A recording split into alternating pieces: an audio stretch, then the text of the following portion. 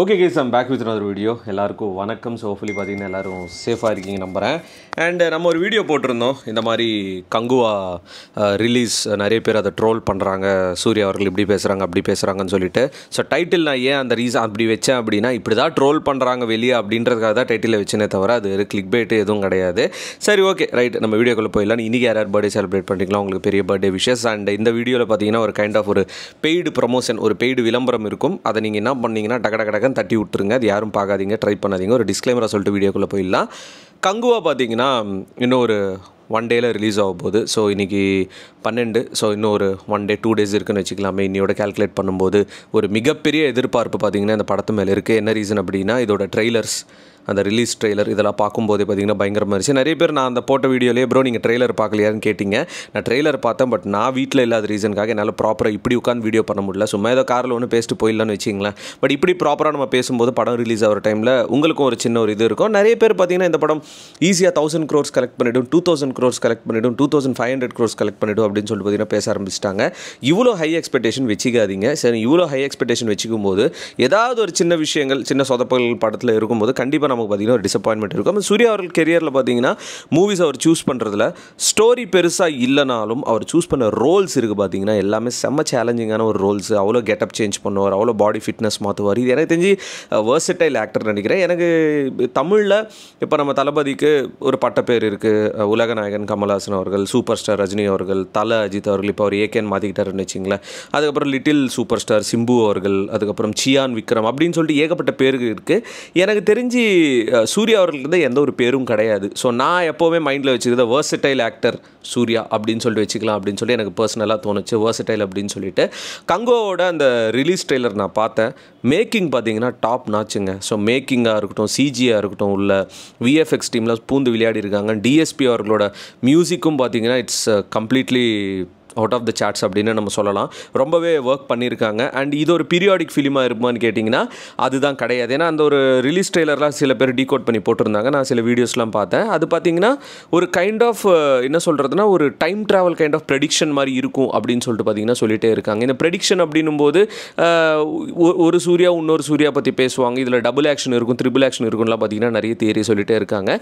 And Tamil சினிமாவில் இந்த வருஷத்தோட ஒரு மிகப்பெரிய எதிர்பார்ப்பு அப்படின்னு சொல்கிறத தாண்டி ஒரு நல்ல பட்ஜெட்டில் எடுத்த ஒரு படம். முக்கியமாக பார்த்தீங்கன்னா டெக்னிக்கலாக ரொம்ப ஸ்ட்ராங்கான ஒரு படமாக பார்த்தீங்கன்னா கங்குவா இருக்க போகுது. ஸோ இன்சைட் ரிப்போர்ட்ஸ்லாம் பெருசாக இப்போ வரலையும் எதுவும் வெளியே வரல. அப்படி யாராவது போட்டாங்கன்னா கூட அந்த பேஜை போய் ஃபஸ்ட்டு செக் பண்ணுங்கள். அவனுங்க அஃபிஷியலாக இல்லை அன்அஃபிஷியலாக இப்போ தான் ப்ரொஃபைல் க்ரியேட் பண்ணிடுறேன் எதுவுமே பார்க்க மாட்டுறாங்க. என்னென்னா எந்த படம் வந்தாலும் யாராவது ஒருத்தர் படம் பார்த்தாச்சு, கேவலமாக இருக்குது, நல்லா இல்லை அப்படின்னு சொல்லிட்டு ஒரு ட்வீட் போட்டுறாங்க. எந்த படத்துக்கு இருந்தாலும் அந்த ஒரு பேஜுக்குள்ளே போய் பார்த்தா தான் தெரியுது. 10 நாள் முன்னாடி இல்லை ஒரு வாரம் முன்னாடி தான் அந்த பேஜை க்ரியேட் பண்ணியிருப்பாங்க. ஃபாலோவர்ஸும் பெருசாக இருக்க மாட்டாங்க. அப்படி இருக்கும்போது நம்ம பிளைண்டாக அதை பர்சனலாக நம்பவே கூடாது. அண்ட் கங்குவா டீம் பார்த்திங்கன்னா ரொம்பவே ஹார்ட் ஒர்க் பண்ணியிருக்காங்க. லைக் எதுவும் பெருசாக வெளியே லீக் ஆகாமல், எந்த விதமான லீக்டு ஷார்ட்ஸு, ஃபோட்டோஸு, வீடியோஸ் எதுவும் வராமல் பார்த்துட்டே இருக்காங்க. அண்ட் பைரசியும் பார்த்திங்கன்னா ரொம்ப ஸ்ட்ராங்காக பார்த்துட்டே இருக்காங்க.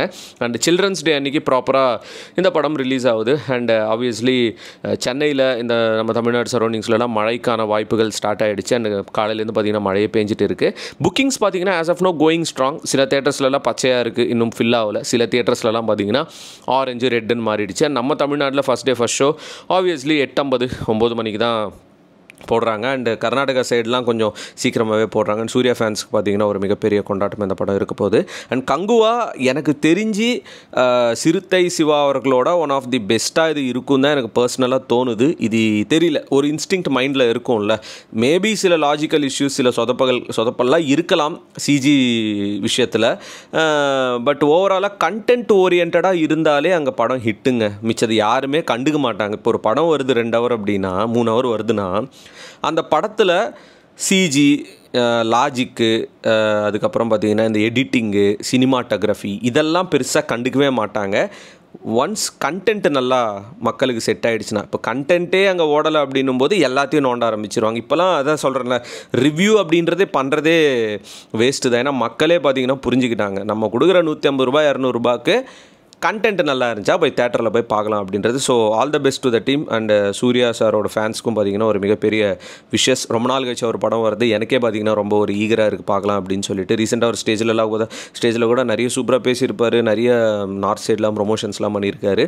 அண்ட் இந்த படம் பார்த்திங்கன்னா 2Dலேயும் வருது, 3Dலையும் பார்த்தீங்கன்னா வருது. பட் நான் எது ப்ரிஃபர் பண்ண போகிறேன் அப்படின்னா 2Dயில் தான் நான் பார்க்க போகிறேன்.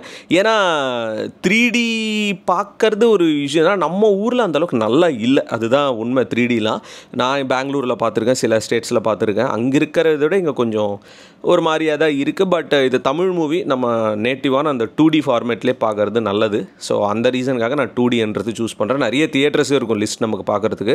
இப்போ 3D அப்படின்னும் போது ஃபியூ தியேட்டர்ஸில் நல்லா இருக்கும், ஃபியூ தியேட்டர்ஸில் நல்லா இருக்காது. சொல்லிட்டு இந்த வீடியோ முடிச்சிருங்க. சார் இந்த வீடியோட எண்டில் பார்த்தீங்கன்னா நம்மளோட அடுத்த சாங்கான ஒரு ப்ரோமோ நான் ஆட் பண்ணியிருப்பேன். இந்த ப்ரோமோ ஆல்ரெடி நான் ரிலீஸ் பண்ணி ஒரு 6 months ஆகுது. மறந்து போனியே பெண்ணே அப்படின்னு சொல்லிட்டு.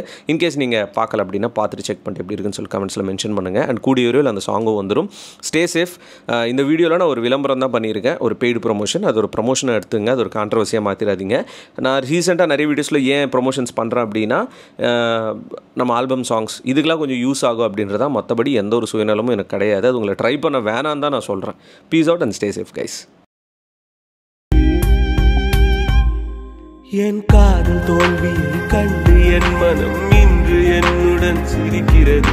அட உண்மை காதலுக்கு மதிப்பு இல்லை இன்றுதான் எனக்கு தெரிகிறது. என் காதல் என்றுமே உண்மைதானடி என்று உனக்கு நான் தெரிஞ்சாலும் என்னை விட்டு போரடி கொஞ்சம் இல்லடி. காதல் என்று அது பொய்தானோ?